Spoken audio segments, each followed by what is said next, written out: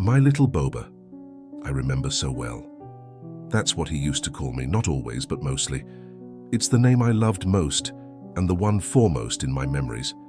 I do not recall a time before we were together, though I remember the day we met as if it were yesterday. I alone in my cage, having recently been abandoned by my mate. Apparently not all families have room for two. So I sat, and I waited. Not that I knew what for, only for something. I can still see him entering the room. Flanked by two others, I later learned were some of his kids. His family was large, mine one. He and his son walked directly to my cage. The attendant opened the little door. We stared at each other, cautious. He looked at the name tag by the door. Wolverine. I stretched, my claws extending. Now I get it. Still, you don't look too dangerous. He picked me up very gently, stared into my eyes. I'll remember that moment, that feeling, for the rest of my life. Then he hugged me. Oh, it looks like he found a forever friend, broke in a voice from across the room. Having found a comfortable place on his shoulder, I began to make myself at home. A few documents later, and we were on our way. We had an agreement, he and I.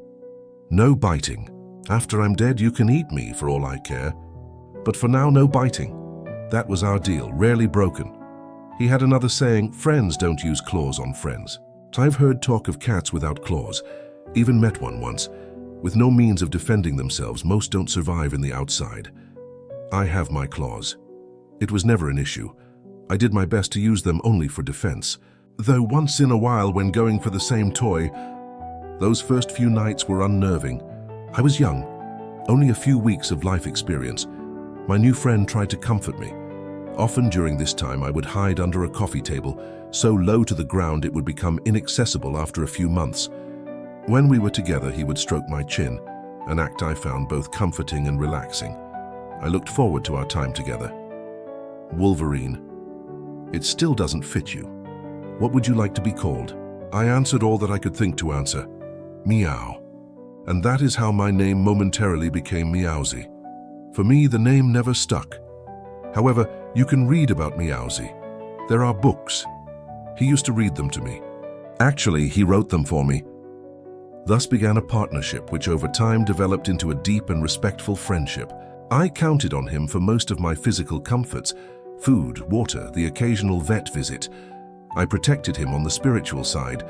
Though he was adept at dealing with demons, he had so many, too many for any one person to fight. After such episodic battles, we would sit and gaze out the window at the stars. I believe we both found them comforting.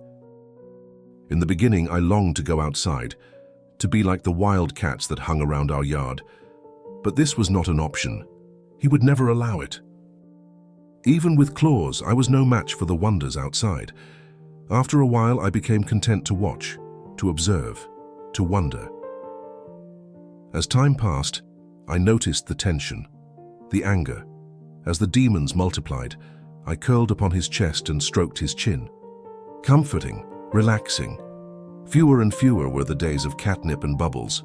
Too many demons, too many to fight. I think his body just gave out. He would never quit, but he never slept. We were up too often. One night he wasn't. When the time came, I couldn't, wouldn't. Though I did break the cardinal rule. As I curled my arms around him for the last time, I raked my claws against his neck. To leave a mark, to always remember. Nobody pays attention to ghosts. Most humans can't even see them. He could. I can. I followed him into the yard and watched and waited. He stood there, I at his heel, just like always. But not. He smiled, and I remembered everything. At once. Then he was gone. Just gone. I sat by the pool I had always hoped one day. I can't believe your master let you out. He was not my master, he was my friend. Still, he would never let you outside. Unless he is gone. The world is a dangerous place. You should stay close to us. We will look after you as he has always cared for us. It wasn't until then that I knew the wild cats he warned me about so often hung around because they could count on food, water. I still spend my days in the shade of the olive trees he planted, staring at the pool. Perhaps the new family thinks I am a wild cat. I know they put out no food, no friendship. The others have left. They said I should also. Not yet. I'm not ready. There are fish in the creek behind the house. I don't like fish. Never did. He knew that.